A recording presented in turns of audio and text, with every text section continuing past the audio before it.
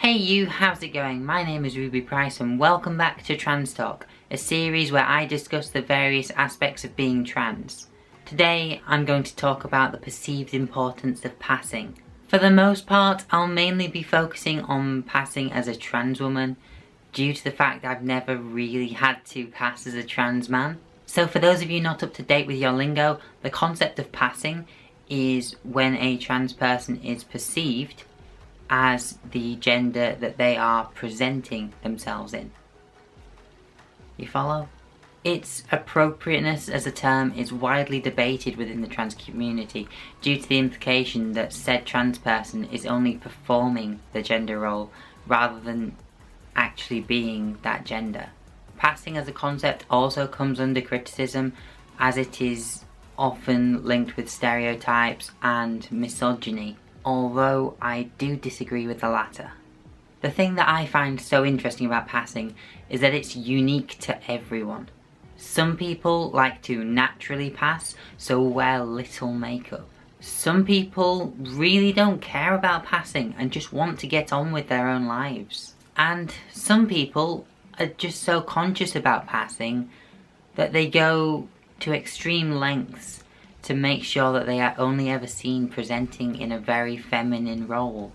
Me, I mostly take something of a que sera sera approach. My clothing choices are rather androgynous and my makeup style isn't exactly what I would call in line with the current trends. But I have what some people call passing privilege due to my natural femininity. And this means I'm only ever really misgendered by arseholes in YouTube comments.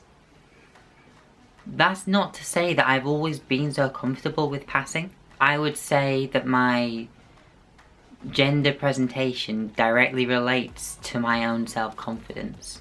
When I was in my early transition and was relying on a hat to cover my hairline and to keep my hair in a style that somewhat resembles a feminine one, that was when I was most conscious about my ability to pass. This led to some rather questionable style choices that I won't go into for the sake of my own dignity, but just know that it was all with the aim of me being more presentable as a girl. Back then, the threat of being read or acknowledged as a trans woman was crippling, and often meant that I'd remain quiet in situations with strangers.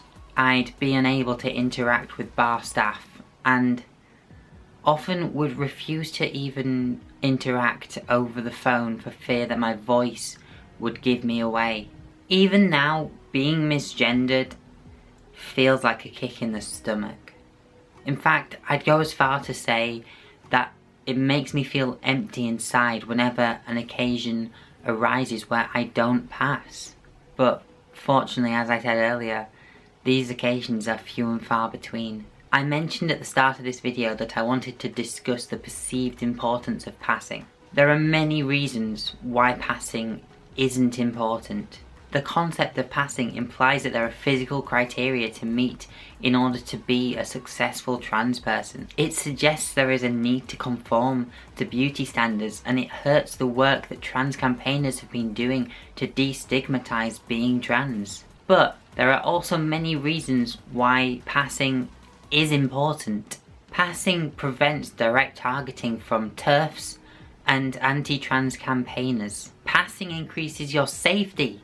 In 2019, there have been 10 confirmed murders of trans women alone, and that's just the ones that have been reported. Passing is important because it allows trans people to just live their lives without the threat of harassment. It shouldn't be necessary, but for these reasons, it is important. I'll leave you with one last thought on passing. The whole perceived importance of passing implies that we are perfectly happy to have trans people out and about, provided that they look like runway models. And this ideology will prove to be hurtful to the trans community on the whole, unless it can be stopped. And that is all I have to say on the perceived importance of passing. If you have any thoughts, please leave them in the comments below. Share this video with someone who you think might find it interesting. Or in fact, share it with someone who you think has a very different opinion to this. You can't have a debate hearing one side of the argument, and that's why we have to converse like this. If you found this video useful or informative, or you just enjoyed it, please give it a thumbs up, that'd be amazing. And if you haven't already, please subscribe. I've been Ruby Price, and I'll see you next time. Adios. Bye. So, is the requirement for these TransTalk videos now just one a year? That sort of seems about right. Yeah.